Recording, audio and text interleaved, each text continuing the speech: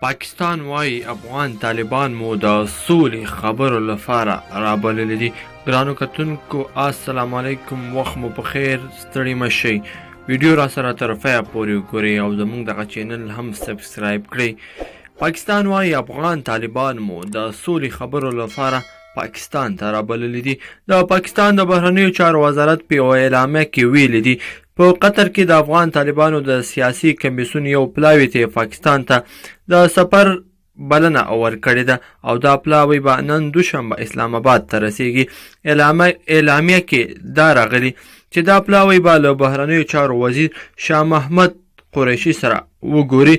د پاکستان د بهرنیو چارو وزارت اعلامیه زیاتوي د دې سفر په ترڅ کې به د طالبانو او امریکایانو ترمنځ د سولې د خبرو په لړ کې شوی پرمختګ ارزول کیږي او همداراز په افغانستان کې د سولې درېدلي بهیر د بیا پیلولو شونتیا به کتل کیږي.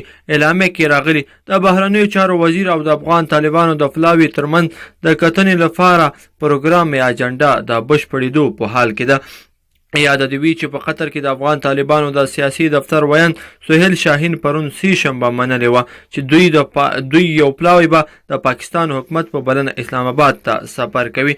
سهیل شاهین پر خپله ټویټر پاڼه لیکلي وو چې د طالبانو د مرستیال مشر ملا برادر په مشرۍ یو 11 کسیز پلاوی هم اسلام آباد کې له پاکستانی چارواکو سره پر ډیرو مهمو مسالو خبرې لري. نوموړی وایي دا پلاوی به د اکتوبر تر 6 پاکستان کې وي.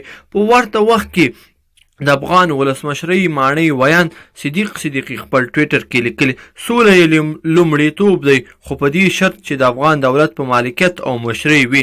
د نوموړي دا خبرې په داسې مهال دي چې ویل کېږي د افغان سولې لپاره د امریکا ځانګړی استازی زلمی خلیلزاد هم پاکستان ته رسېدلی.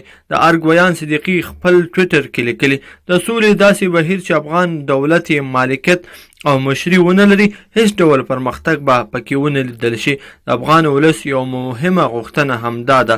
دا ګام په داسې مهال کې اخیستل شوی دی چې پاکستاني رسنۍ وایي د افغان سولې لپاره د امریکا د ځانګړي استازي زلمی خلیلزاد په مشرۍ یو 15 کسیز پلاوی دغه هیواد ته رسېدلی. خلیلزاد له چین وروسته اسلام آباد ته ځي او ټاکلې ده له لوړپوړو پوځي او ملکي چارو سره د افغان سولې په اړه خبرې وکړي. نوموړي لس ورځې مخکې په نیویارک کې د پاکستان لومړي وزیر عمران خان سره هم لیدلی وو او د افغان سولې پر ځنډېدلي بهیر هم غږېدلی وو. ګرانو کتونکو دا وه زموږ نننۍ ویډیو.